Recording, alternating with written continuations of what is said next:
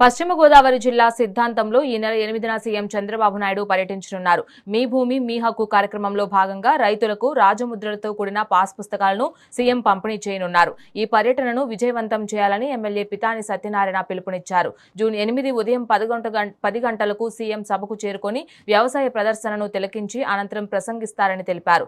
సభ తరువాత నేరుగా పొలాల్లోకి వెళ్లి సీఎం రైతులతో ముఖాముఖి మాట్లాడి సమస్యలు తెలుసుకుంటారని ఎమ్మెల్యే తెలిపారు.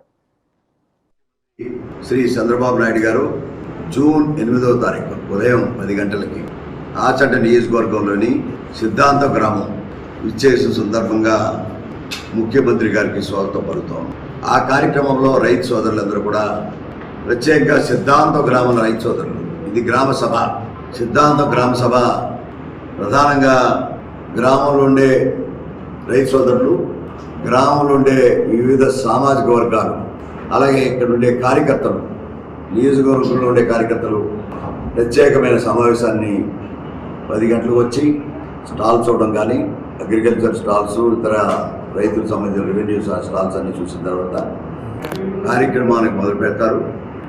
1:30 లోపు ఏదైతే పట్టాదారు పాస్ పుస్తకాలకు సంబంధించిన మీ భూమి మీ హక్కు కార్యక్రమం పూర్తవుతుంది.